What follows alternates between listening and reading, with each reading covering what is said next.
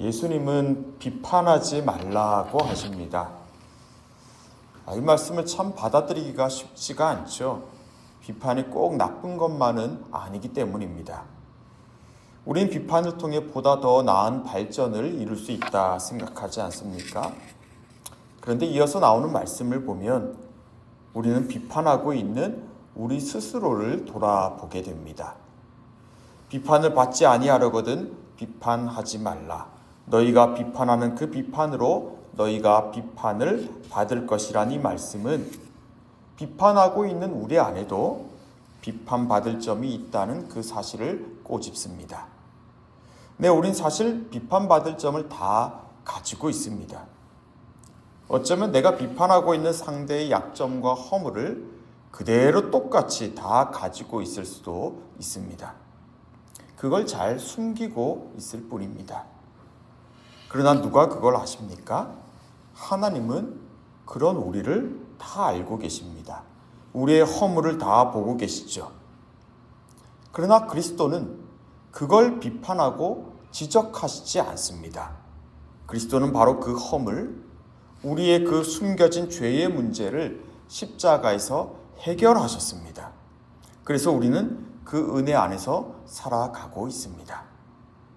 우리가 비판하고 있는 상대 역시 마찬가지입니다. 그 사람 역시 그리스도의 십자가 은혜로 죄의 문제로부터 저주로부터 용서함을 입은 사람입니다. 우리가 지금 우리의 허물을 가지고 있음에도 이렇게 살아있을 수 있는 건, 심지어 상대를 비판할 수 있는 것도 주님께서 베푸신 은혜 덕분이고, 또한 상대 역시 그와 동일한 은혜 속에 살아가고 있다는 걸 우리는 기억해야 합니다. 내 눈 속에 들보가 있다고 하시죠? 네, 사실 우리는 다 그런 사람들입니다. 들보가 눈에 다 있다는 겁니다. 제대로 볼 능력 자체가 처음부터 없는 것입니다.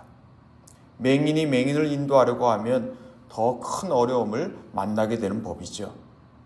우리는 오직 우리를 용서하시고 우리에게 길이 되시는 예수 그리스도만 바라볼 뿐입니다.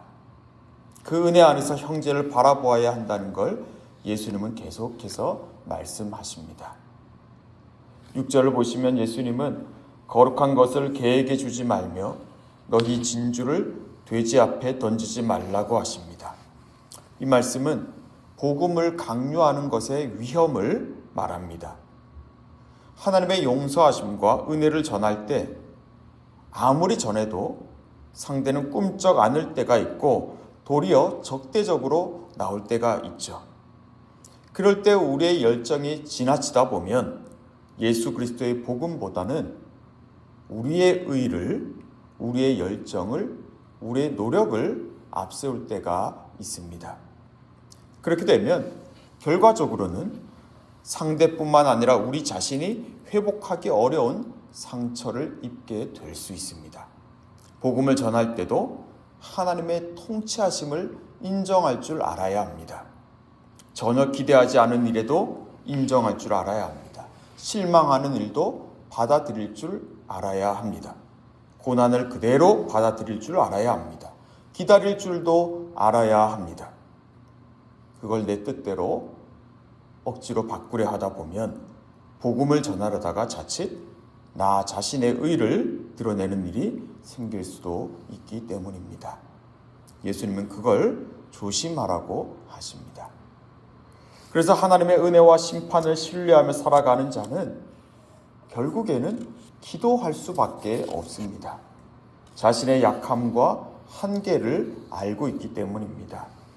내 안에도 동일한 악이 있다는 걸 알고 괴로워하기 때문입니다. 예수님은 말씀하십니다. 자, 우리 7절 말씀 같이 한번 읽어보겠습니다. 7절입니다. 구하라 그리하면 너희에게 주실 것이요 찾으라 그리하면 찾아낼 것이요 문을 두드리라 그리하면 너희에게 열릴 것이니. 네, 성도에게 기도는 하나님께 가까이 나아갈 수 있는 통로가 될 뿐만 아니라 세상에 대해서도 예수님을 드러낼 수 있는 강력한 무기가 됩니다.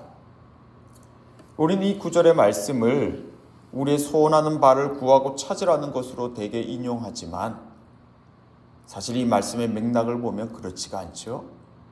세상 속에서 그리스도인으로 살아가기가 쉽지가 않다 느낄 때, 내 마음대로 되지 않는 경우를 만났을 때, 나의 한계를 뼈저리게 느낄 때, 나 자신을 정직하게 인정하며 주님의 뜻을 구하라는 말씀입니다.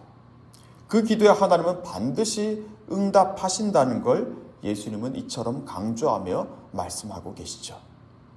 성도 여러분, 계속 이어지는 산상설교에서 우리는 어떤 점을 발견하고 있습니까? 그건 바로 심판과 은혜는 하나님께만 달려 있다는 것입니다. 내가 심판하고 내가 판단하려 할 때 우리는 하나님의 심판을 먼저 생각해야 합니다. 그 헤아림을 하나님 또한 헤아려 주실 것입니다. 내가 은혜를 베풀고 내가 용서를 베풀려 할 때 상대가 그것을 받아들이지 않거든 하나님의 은혜와 용서를 생각할 수 있기를 바랍니다. 내 하나님이 다 알고 계시고 하나님께서 그분의 선하신 뜻대로 인도하고 계십니다.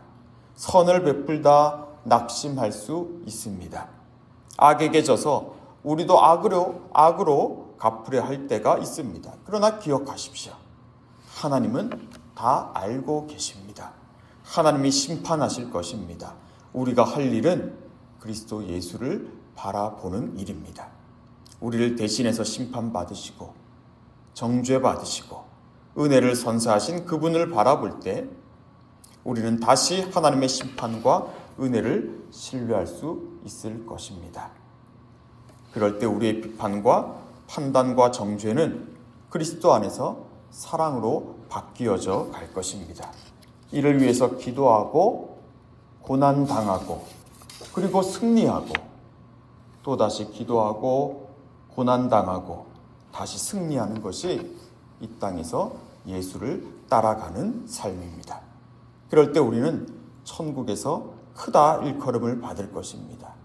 그리고 세상은 그런 우리에게서 세상이 줄 수 없는 빛을 보게 될 것입니다. 그와 같은 믿음의 역사, 은혜의 역사가 저와 여러분의 삶에 충만하기를 주님의 이름으로 축복합니다. 기도하겠습니다. 하나님, 예수님의 말씀을 통해서 예수님을 따르는 자의 삶이 어떠한지를 배우고 있습니다. 먼저 우리가 예수 그리스도의 은혜 안에 살아가고 있음을 기억하게 해주십시오. 그 은혜의 빛 안에서 상대를 대할 수 있기를 바랍니다.